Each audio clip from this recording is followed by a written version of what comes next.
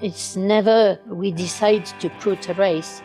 It's always to be connect with a local organizer or local community or a territory and to speak together, to create a real connection of trust with some guidelines, obviously, and to be able to create this event.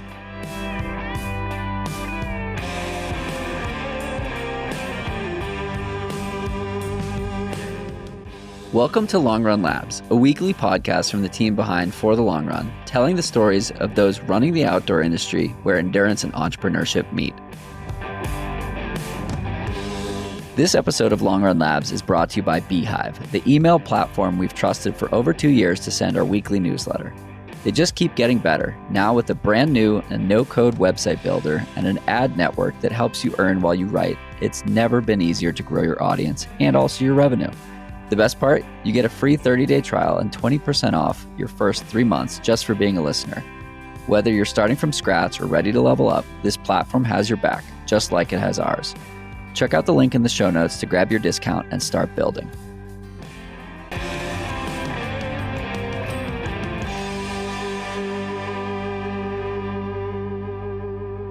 All right, we are here in Olympic Valley to talk with the Polettis, Catherine and Michel Poletti, the founders of UTMB. Those listening are hopefully familiar with UTMB and the two of you as well. But I figure I always like to start off with letting the guests introduce themselves because people know themselves the best. So first with Catherine, who is Catherine? So I am Catherine Poletti and I am married with Michel from soon 50 years. Congratulations. Yeah. And we are really complementary because in our couple, even if we did everything together, we are not the same, of course. He's the runner. He makes sport, a lot of sport. And my only sport is to make the overrunning because I'm unable, because of health, to run. I don't come from a sport family. In my family, it was more the music and all the culture. It can be the art, the architecture, the paint, and everything like that. And it is my background, my real background. And I met Michel in the university, and we shared some studies. In the beginning, we make IT and a social science, and for me it was the psychology, and he was 1 year before me. And when we had our first child, I slowed down my studies to be able to pay the invoices, and he concentrated his 2 longer studies.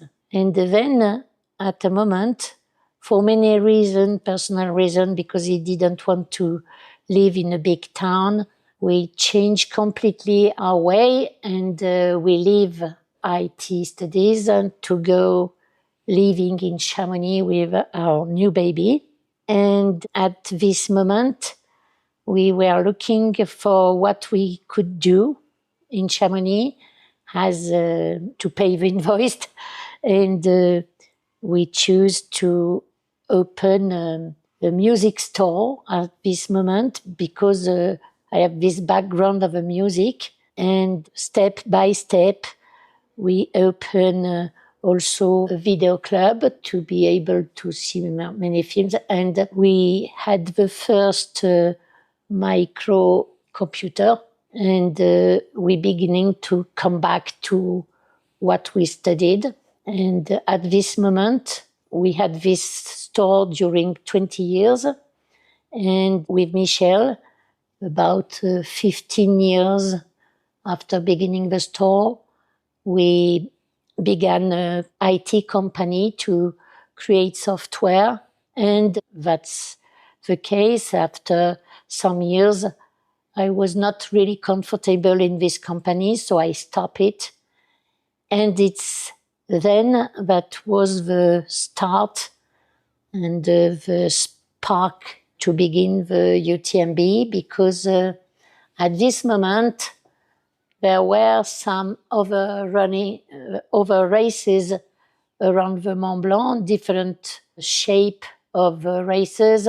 More of a relay, right? Yes, Yeah. some were relay, and the last edition was a relay of 7 runners who had to run around the Mont Blanc, but each have around 20K to run. And there is a very big accident, big fire in the tunnel of the Mont Blanc, and with more than 20 deaths. And so they closed the Tunnel du Mont Blanc during 3 years. And when they reopened the Tunnel du Mont Blanc, the first organizer tried to relaunch his race, and there is maybe 1 or 2 teams who were registered. So he said he cancelled the idea and this race, and for many reasons, and I think Michel will speak about that after, for the reasons, we began the idea to organize a race around the Mont Blanc, but with a different shape. It was completely the beginning of trail running, and specifically ultra running. And because of that, we were 9 friends, and we decided to make a race around the Mont Blanc using the trails, not the roads, as the precedent one, individually, in half autonomy, and from Chamonix to Chamonix, and in one stage. And because I was free, I left the IT company. I made, as a volunteer, the first year to organize everything, and Michel joined me in the evening and during the weekend out of his job. And as soon, the first year, we imagined to register around 300 runners, and we would be happy with that. And we were surprised to see the first register arriving in December. It was a big surprise. And at this moment, the number of registrations grew step by step until 500, and we say, oh, it may be a lot. We're on to something here. And at the end, there were 722. And you were expecting 300? Yes, we were expecting 300, but they were 722 on the start line in Chamonix. It was exciting. And this is 2003? Yeah, 2003, the first edition. And the second edition arriving. And at this moment, we created 2 things. We created a company, and we created also both an association, non-profit association, to work hand in hand together. And we register for the second year 1,400 runners. It was a lot. And then the year after, 2,000 runners. And at this moment, we decided to create another race because, the trails are a little bit narrow. So we wanted not too much runners at this moment. And it was the creation of a CCC. And maybe I will stop here to give the possibility to Michel to complete what I say until 2005. Yeah, appreciate the background there and the introduction. Maybe we'll start with a similar introduction on Michel. And want to call out that you're racing Western States in a couple of days here. This is Thursday at 2 p.m. So in 48 hours, you should hopefully be making your way somewhere around Michigan Bluff, I believe. Maybe. If you're having a good day. And how did you get into running initially? Just to introduce myself, I'm Michel. I was born 70 years ago in Chamonix. And I always lived in Chamonix, except the years I was a student in Grenoble, France, and where we met, Catherine and I. My background, Catherine explained the studies we did. For me, it was mainly IT studies. But my sport background is I've always been a runner. When I was a kid at the school, I don't know, I think it's high school in America, or maybe a little bit 13, 14, 13, 14. Yeah. I was very interested in cross country. But living in Chamonix, I met with my physiotherapist. I needed a physiotherapist at that time, and I still need it. We all do. And it was the beginning of cross-country ski in France. It was just after the Olympics in Grenoble. The Olympics in Grenoble was in 1968. And it was the beginning of cross-country ski, and the first cross-country ski club was in Chamonix, and so I began this very nice sport, and but I've been always a cross-country skier in the winter and a runner in the summer to train for a cross-country ski. And I did this for a long time. I did a lot of competitions, races in cross-country ski, and I was mainly interested by long races, Vasalopet for any cross-country skier. He knows very well Vasalopet in Sweden, which is the pinnacle race in cross country, but as well Transjurassian in France and other big races in Europe. And I did this for a long time until 2000. And in 2000, we were part of our cross-country ski club in Chamonix, and we were traveling each winter. We tried to travel in Europe, mainly in Scandinavia, in Finland, Sweden, Norway, to do some races. And in 2000, we went to Norway, and I raced a 95-kilometer classical cross-country race. And it was my longest ever long race I did, a little bit more long than Vasalopet, and in Norway it's more mountainous, so it's more difficult. And I spent 8 hours on that race, and I was wondering, what can I do longer than 8 hours? And in cross country, it doesn't exist. At that time, it didn't exist. Now we have some races longer, but in 2000 there was no longer race than this one. It's about 55 miles. Yeah. And I found a running race in France, south of France, in Les Pyrénées, of 140 kilometers, a little bit less than 100 miles. And I said, well, that's why I want to do. And so I registered. Why did you want to do that? I guess as anyone, vast majority of people who enjoy ultra running, is just to kind of personal accomplishment, sure. And to go to find your own limits, to find what you are capable of, and yes, to explore a kind of adventure in the nature, and to see what you're able to do. What you're made of. Yeah, exactly. And so I registered for this race, and it was the beginning of my trail running career.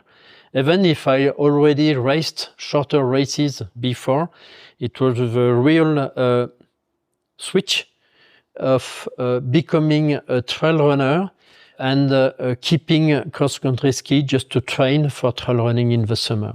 That was 25 years ago. I can't imagine going that long on cross-country skiing. I do 10K and I'm pretty wiped.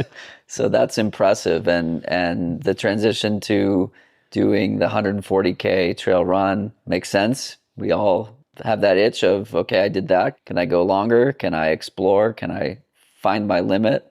I think that's why we're all here in Olympic Valley, to watch people explore their limits and then see what happens when you reach them. And if you can keep going, I think that's the beauty of it. And if we fast forward, you guys have created a place where people are exploring their limits and they're finding their limits and they're doing it in this grand terrain in a very celebratory manner. So that was 25 years ago. You did the 140K. 2002, 2003 comes along. You have 322 people in the first race and 700 in the second race. So you 700 you were expecting 300, 700 and in then the first, then 1,400, then it doubled. 2,000, Yes. and then an adding race, the CCC, which is a 100K, and immediately there were a lot of runners. I think it was near 2,000. So, and the registration were closed first in one day, then in a few hours. And in 2008, the UTMB was complete after 9 minutes, and the CCC was complete after 8 minutes. And in the beginning, you think it's a great success, but from the 10th minute, you understand that it's very difficult to manage, because we had so many phone calls of disappointed person, and we discovered that we had to manage more disappointed person than runners. Sure. Wow. So it's the moment where we decided after to organize the possibility to know the experience of a runner. And before it was with, we asked to them to prove that they ran a 80-kilometer race or 250-kilometer race. And then we began also on the side to organize a lottery. And because of that, each year we ask more experience to the runners, and we introduce the points at this moment, and more and more and more points in less and less of years, and lottery, and until COVID. Between this time, we created many races, each one with a good reason, not to accept more runner only. The UTMB was the 100 mile, the CCC was the 100K, and represent the second half of the UTMB from Courmayeur to Chamonix, crossing the 3 countries.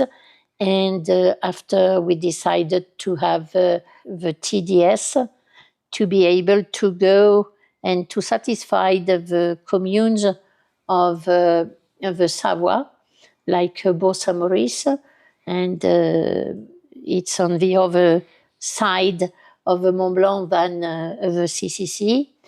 And then we discover that the Swiss person, because we are crossing 3 countries, the Swiss person said, "Hey, guys, you have some start from France, you have some start from What about us?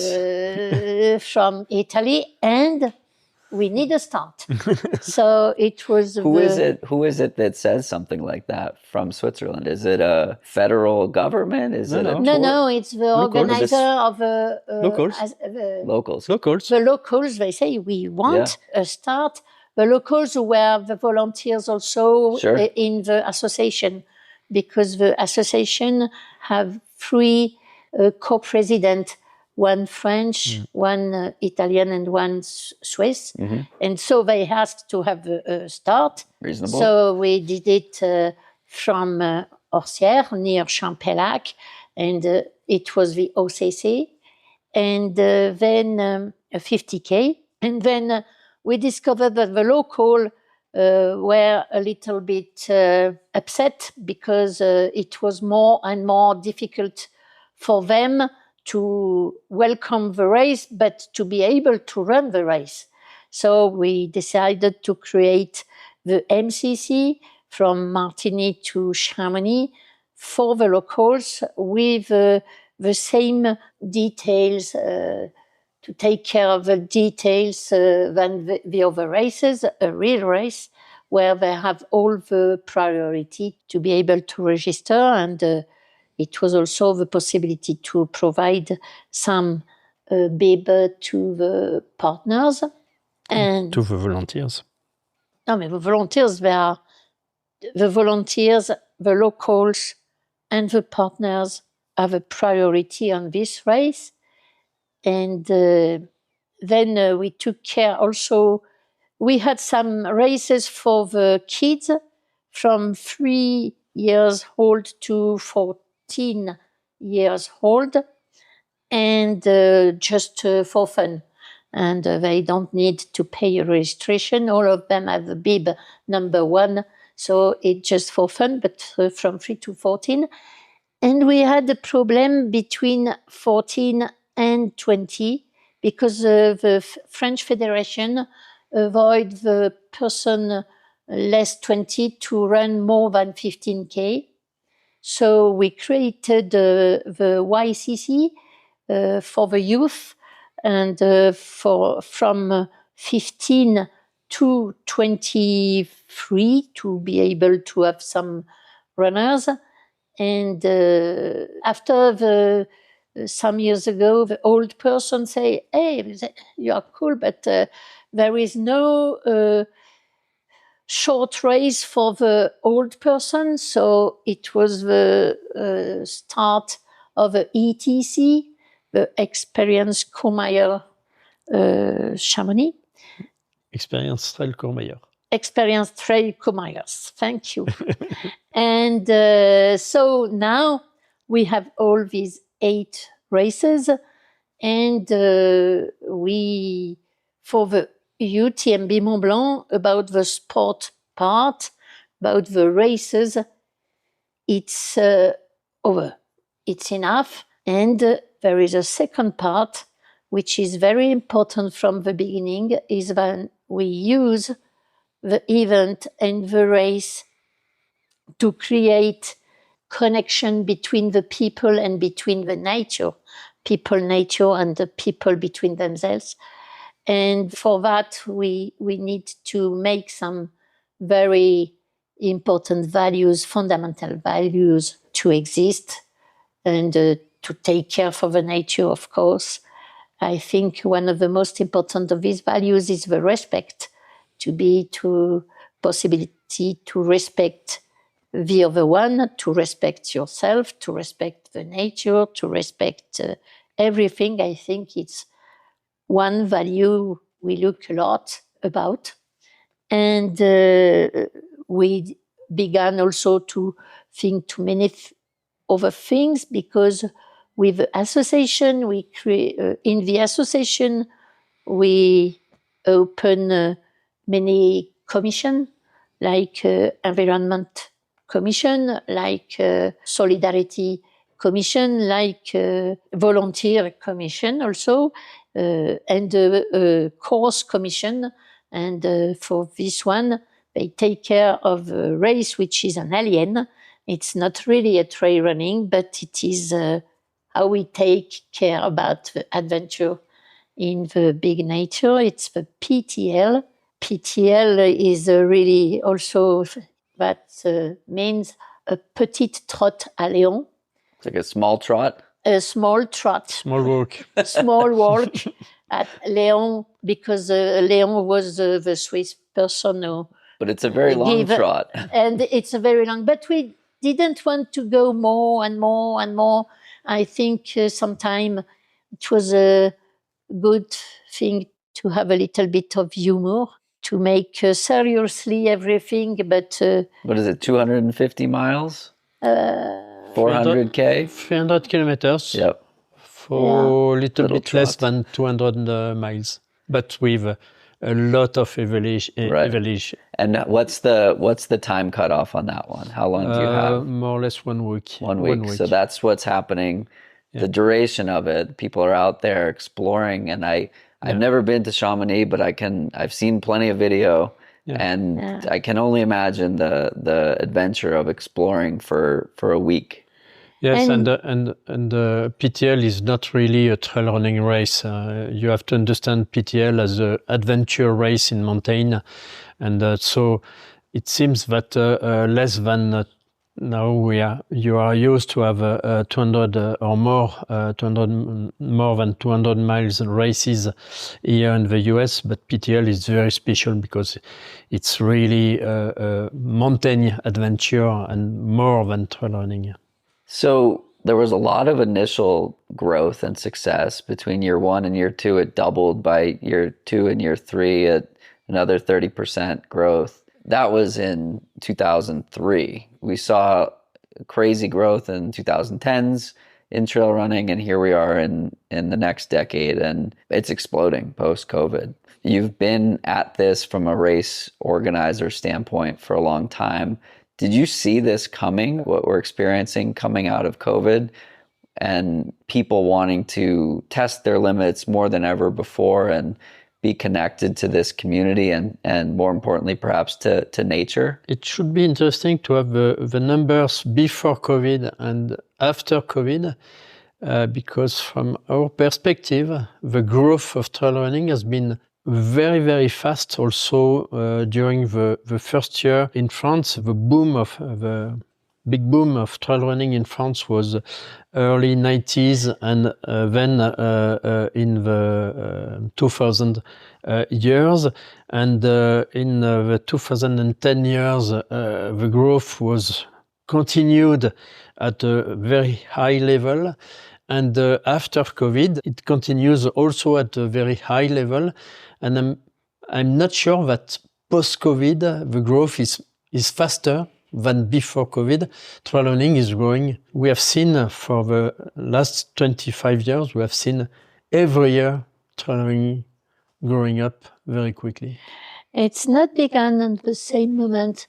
You know, trail running was born in USA, but in USA it stay like many long races with a little number of runners. Well, sure, there's 370 doing Western States. Absolutely. But it's long races. I cannot say little races. Right. And then in Europe, specifically in France and in Spain, it's grow faster, very fast, with a big number of runners, with many races. It was booming at this moment to beginning of the 20s. And we saw in 2010, 2014, the booming in Asia. It was 10 years after when we had our first license in China. I remember that they had 120 race event for all the China. And I think now it's thousands. It's thousands. So, and now I think the trail running is booming everywhere. And I remember that 10 years ago, during some interview, the person asked to me, do you think it's just a booming, and then it stopped? A fad, yeah. And I say, I don't think so, because it's it's not only a sport, it's quite a way of life. And it's also something that, as a sport, is very simple. Put on shoes, run. You can do it alone. You can do it with somebody, with a group. You need shoes, but if you want to have many gadgets, you can have many gadgets as you want. You don't need specific tools like a tennis racket or some ski or a bike or something like that. You don't need specific structure because you don't need a swimming pool. You don't need that. And you can do it as you want, when you want, if you want, not learning a special technique, because usually a lot of persons learn to walk when they were kids. So you have not to learn to ski and fell down and everything. So I think it's very easy. And more the city and the person are grouped all together to work, to drive to the work, to do everything like that. More and more they need to clean their brain, to connect to the nature, to discover something else. And I think it cannot go down. It's only go over. After there is some difficulties because we have to manage many things like carbon, the plastic, the locals, to respect the territory, the locals, the culture, and everything. We have to manage that. But I don't think it's tomorrow that it will decrease.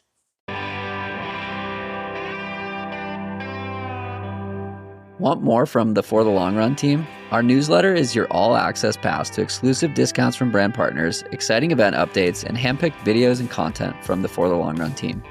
Don't miss out on the good stuff. Subscribe at forthelong.run or hit the link in the show notes to stay in the loop.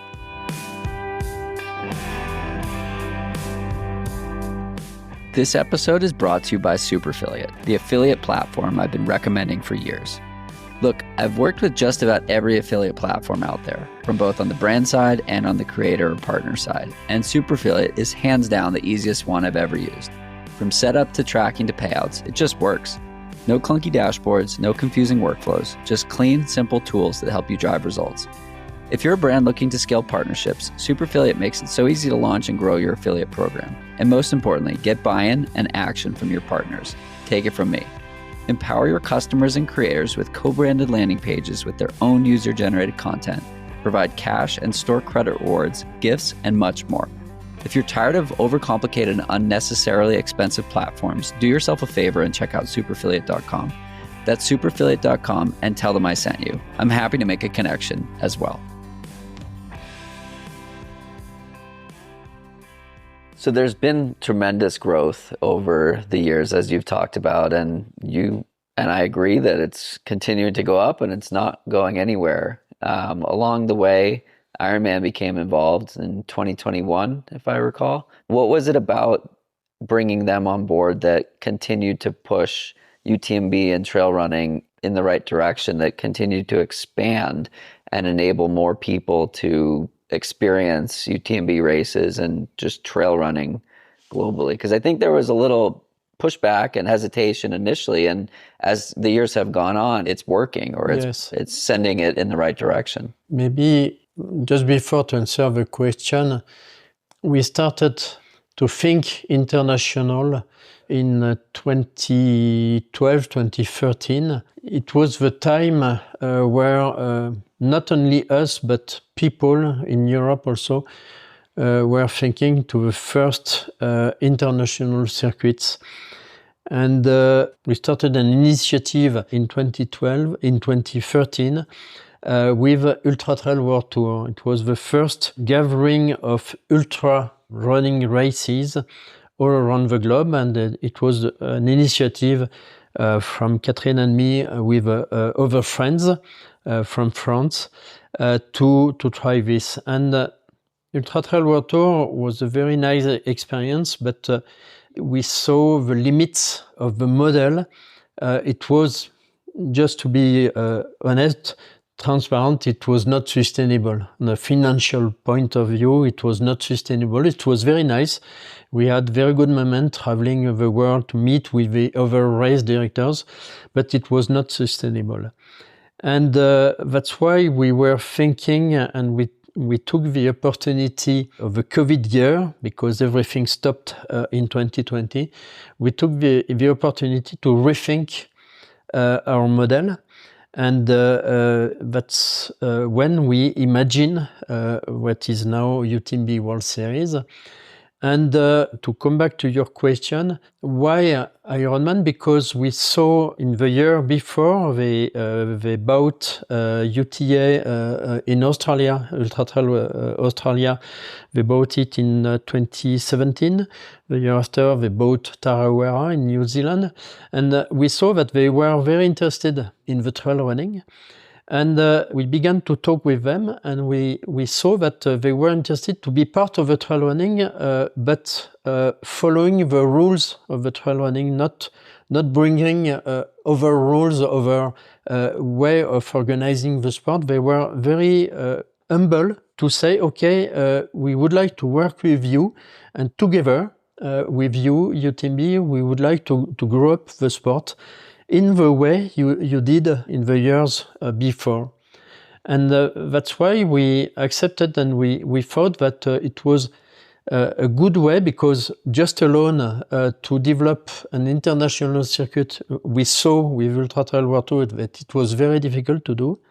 And we thought that doing this in partnership with Ironman could be a good way to do it. And if I can add, we began before with another partner. We never sell anything.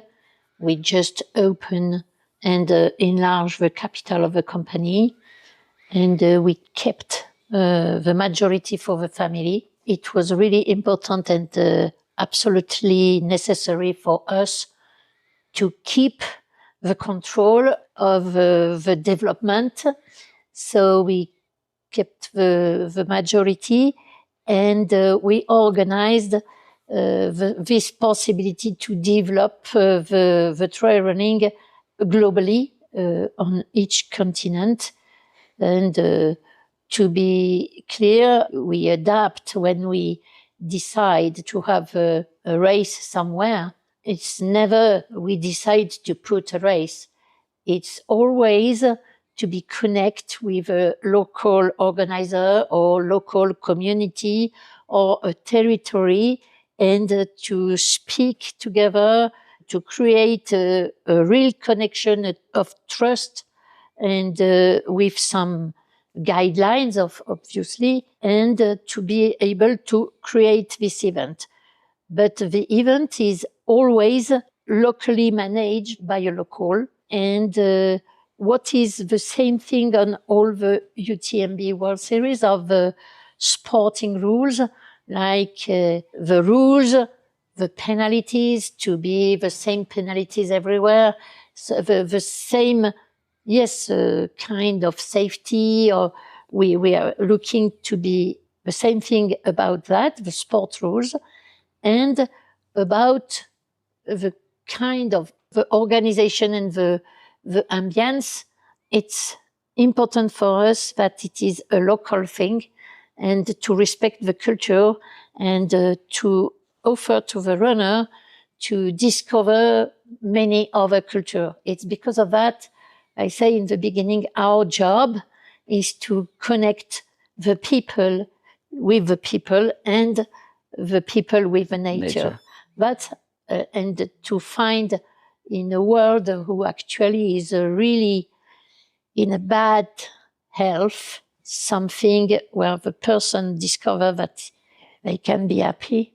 I love that. And just to be clear, we should avoid saying Ironman. Technically, it's Ironman company. Sure. But the reality is that just the UTMB team, divided in people working for UTMB group, people working for Ironman group, but the same team. But it's the same UTMB team working to develop the sport and to be part of I think we are part of a community, and the people at Ironman perfectly understand that they are part of the trail running community when they are wearing a UTMB shirt. Sure. So to continue to speak to the growth of the sport, why do you think they wanted to be involved with UTMB and the UTMB group? At the beginning, they proposed to buy UTMB Mont Blanc, and because we were organizing something with a family and our children, because now we are not so young, and we have our daughter and our son who are involved in the company. So we said no. What power in doing that? That must have been a really hard decision. No? No? Very easy? No, it's easy. We have another topic, another goal, and they propose to sell. Say no, and we don't sell. And very, very easy also because we reach to an agreement where they say, okay, we understand your point of view, and we would like just to come back to your question. It's a sport with growing up, so there are some business opportunities, and I think it's not a bad word to say that we can be part of a community and to do good business as well. Sure, yeah. And they said, okay, we would like to be part of a business, to be part of a business with you, and that's all. And by the way, business is absolutely not a bad word. Yeah, I agree. Because if we can look from the beginning of a UTMB, we saw many different markets who were born. In the beginning, we had not special jackets to go in the mountain in the summer collection. We had not the GPS, the watch connected. We had not the headphones or something like that. Not so much app on your phone, not so much photographer, not so much podologist and everything like that. So there is a lot of new jobs, of new products who were created around the trail running. And we are happy with that. Yeah, totally. And we are happy with that.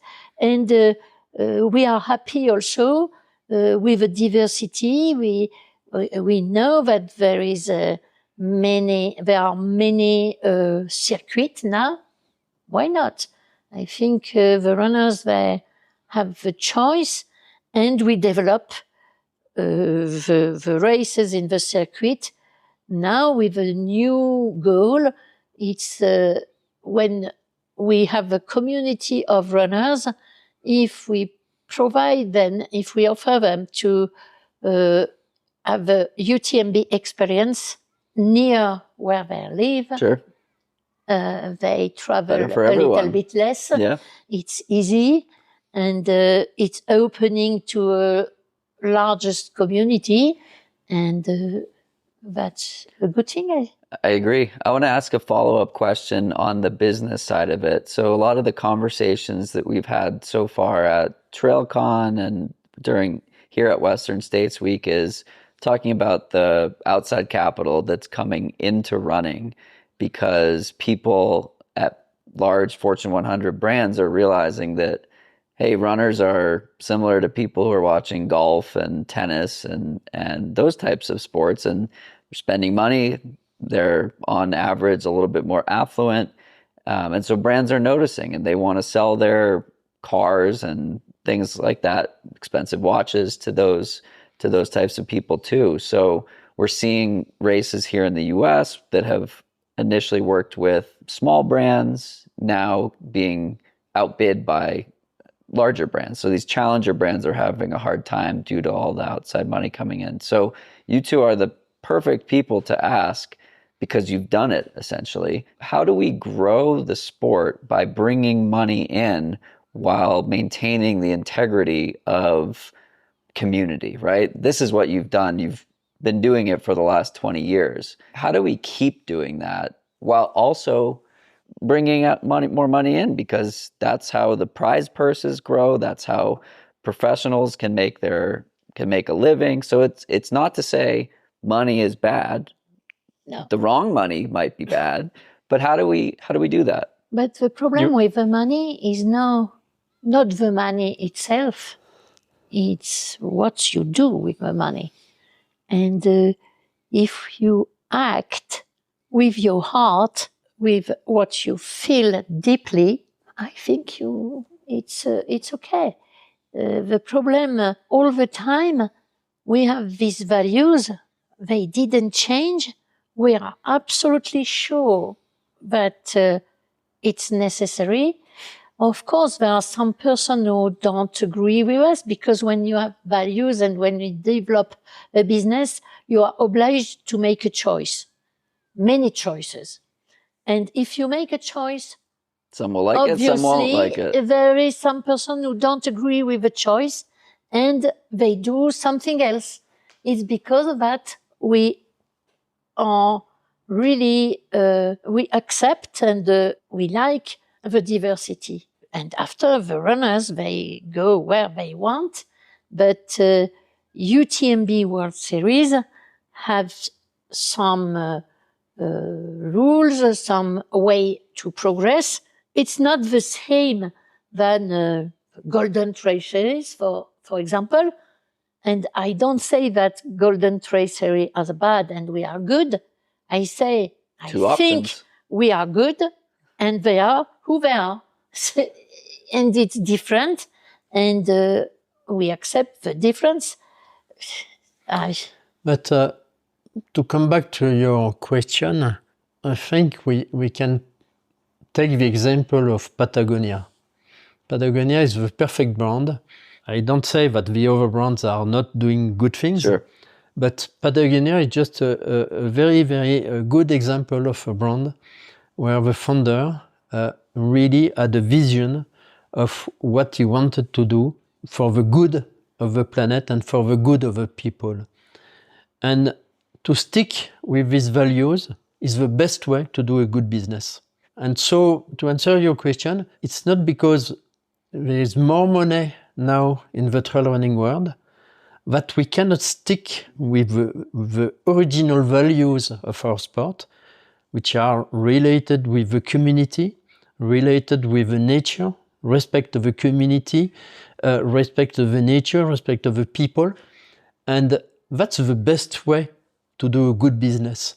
And if this brings more money in the sport, this will give more opportunities for people to make their living in the trail running, not only organizer, but for sure, first the runners, the elite runners, as well as the brands. And as Catherine was saying, there are many small brands that has initiated their job. And we can also expect that it will be a way to influence people outside of the sport with our values, which are to respect the nature, to respect the people. And I would say, as a French, that I think this is really, really important right now in the US, in the current situation you have right now in the US. I think it's a good way to let people feel connected to something. And particularly in this country, people are craving the desire to feel connected to something and a bit adrift when they don't have that connection. Going back to the question, how much of the responsibility is on the runners to help maintain the integrity and the goals and the original, like what makes the sport special, in addition to the race directors and the brands that are wanting to get in the sport? Like what can someone listening to this take away from your experience over the last 20 years? I think the first thing is not to imagine there is different communities, the runners, the partners, and everything like that.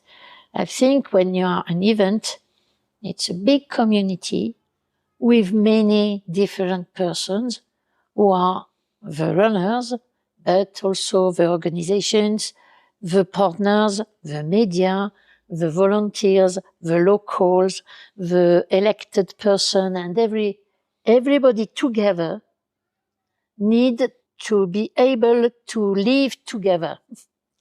And to do that, it's necessary to share the values. Sure.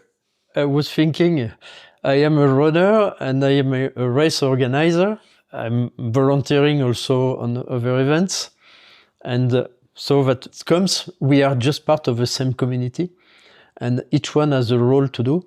And each one is part of the thing. We were listening to Fergal 2 days ago explaining the Western State and explaining very well. What a powerful statement, powerful presentation that was. Yeah, exactly. And just explaining that everyone can be part of the Western State, runners as well as volunteers, as well as pacer, partners.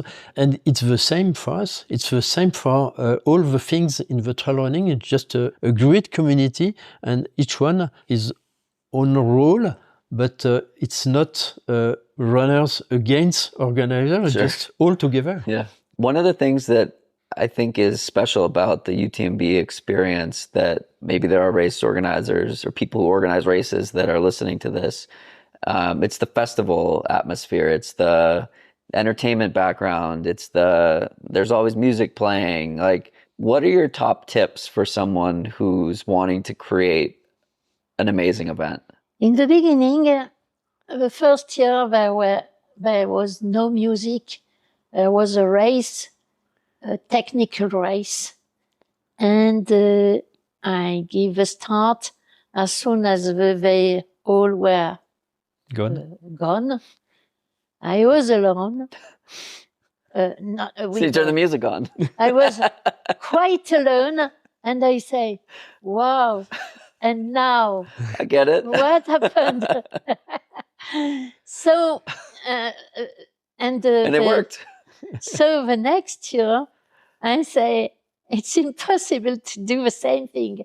I want not only a race, I want an event. And for me, an event is something who is able to connect the person together, and not only the runner who are running and or the volunteers who are waiting for the runners to help them.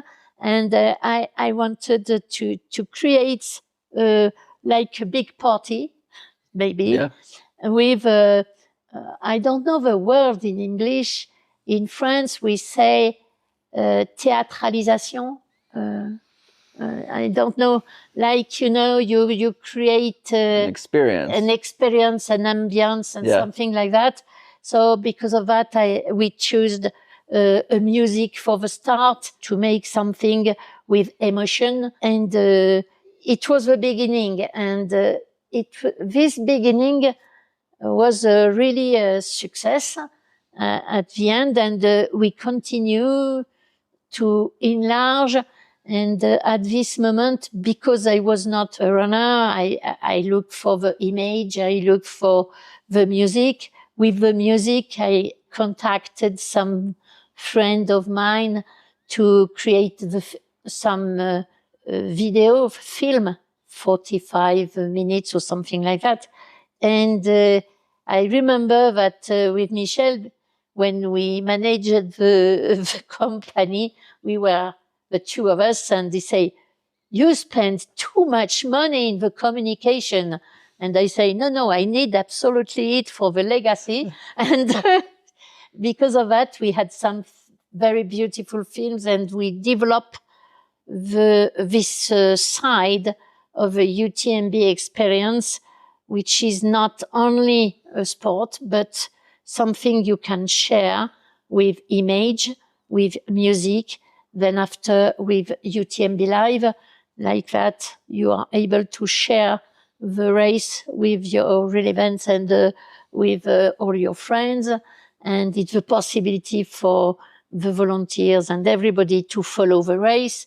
So it's the part where I had the possibility to exist. I think the takeaway there is you created what you wanted to experience. And I host this podcast because I want to learn from people. And I don't really care if people listen. Like, if they listen and they get value, like That's great. That's not why I'm doing it. I want to learn from people like you. I want to learn from my guests. I want to have interesting conversations. And you're going at it, or you've gone at it from a similar perspective of you've created this thing for you, and tens of thousands of people happen to love it. That's great. And so it's the environment that you wanted to create. You wanted to be entertained. And I think there's a big lesson in that, which is, know who you're building something for and stay very true to what that lane looks like. And the right people, or the people that you want to be there, will be there, and you're not for the other people. Exactly. And I appreciate your summary, but in the same time, we are really happy to have so many runners. Yes, of course. I say kind of in jest, but like the thing is being built for a reason. Well, when you do something that you love because you are really involved in Right. it, it's a passion and something like that. In the passion, there is, I think, for me at least, the necessity to be able to share this passion with other persons. Sure.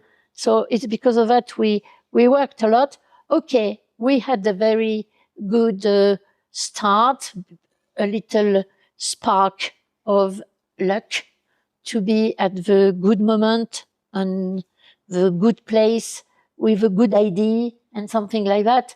And after we had a lot of we needed to work a lot to make it growing like a baby. Yeah. You do a baby, it's just a little spark Yep. in the beginning. And after you work a lot to develop. Yeah. him. I just want to clarify, I do care that people are listening. It's very enjoyable to hear that people have come up to me this week and say, oh, I love this podcast and all that stuff. So I say it kind of as a joke, but also kind of seriously. Yeah. And to your point, yeah, of course, it's great that tens of thousands of people are doing the race. And maybe also it's because we are French, and so we have some ideas to develop the event in a French or in a European way that can be different of US way to develop events. And there is no good way and no bad way. It's just that we have not exactly the same way of living the sport, and it's very fine like this.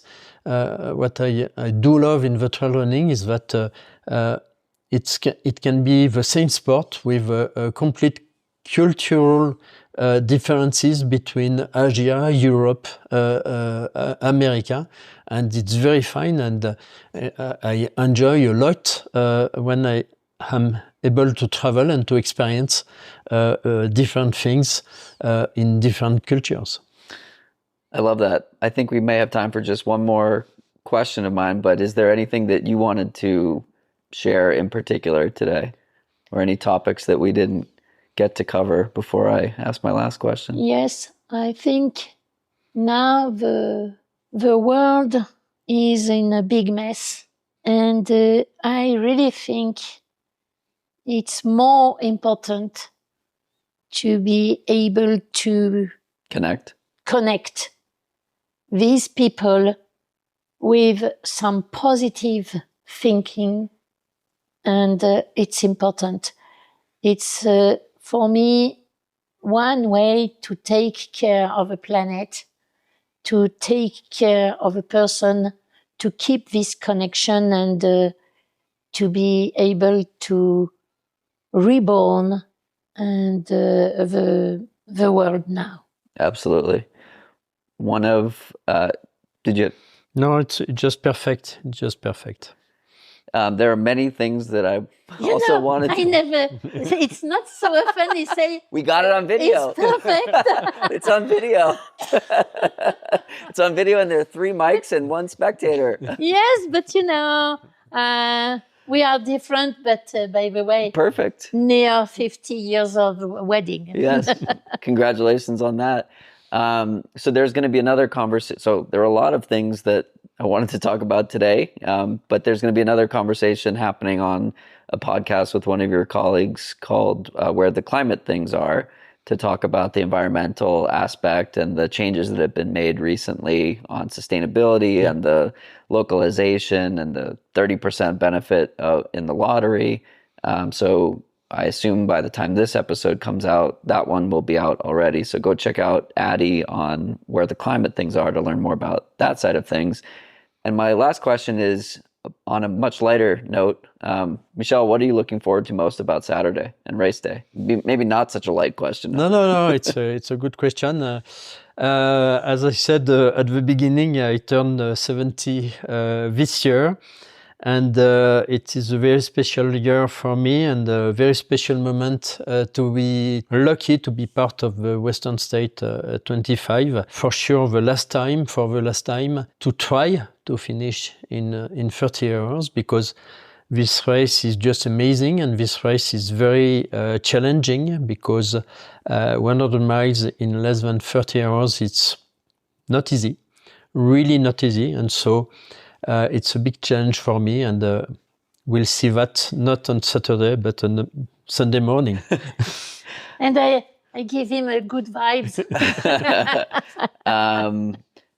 My dad is 65 and got into trail running about 5 years ago. So I asked this question with him in mind. How do you keep running? How do you keep doing it? I lied. I did have one more question. What's your secret to longevity in the sport? I think that the only secret is just to focus on, I want to keep going on. And the best way for me to do that is just to register for some races, because as soon as I have registered for one race, then I'm motivated to train for that race. Yep. And it's my way to try to go on as long as I can. I know that I'm going slower and slower because of the age, but at the same time, I'm still able to run ultra. I hope to run 100 miles at the Western State in less than 30 hours, but I am still able to run 100K, 100-mile races. It's so beautiful, and it's not a real precise answer, but just register to a race and train and go to that race and another one after that. And be careful also if you are injured to take time to recover. And that's all. And that's almost the same thing that you have to do if you are 30 or 40 or 50. You can do it if you are 60 or 70 years old. And I will tell you in 10 years if it's also possible when you are 80. I love that. Momentum. One word summary. Okay, I promise one last question. What are you most excited about, Catherine, for this weekend? I love to, from the beginning, I accompanied Michel everywhere, not doing his assistance because he preferred to be to have self-autonomy. Suffer alone. No, not alone, because many times he said to me, okay, if you are here, it's good for my brain and my heart to see you, but I don't need you, and I appreciate to see you. And in the same time, I discovered with trail running a community that I appreciate a lot. Even if I don't run, I feel inside the community, and I am able to see many friends everywhere. And this weekend, when we will have a turn with Karen and on different aid station, and to be able to meet the volunteers, to meet the runners. It's my pleasure. Amazing. Thank you both for your contributions to the sport, for your contributions this last hour, and we'll see you out there. Thank you. Thanks for tuning in to this episode of Long Run Labs. If you like this episode, make sure to subscribe, leave a review, and share it with someone who's building something of their own. We'll be back next Tuesday with more stories at the intersection of endurance and entrepreneurship from the people shaping the outdoor industry in ways big and small. Until then, keep showing up, keep asking questions, and we'll see you out there. The show is produced by Dylan Delaney of Delaney Video LLC, with musical composition by Brian Walters of Single Track Sound, and managed overall by Emily Holland of Wild Poppy Creative.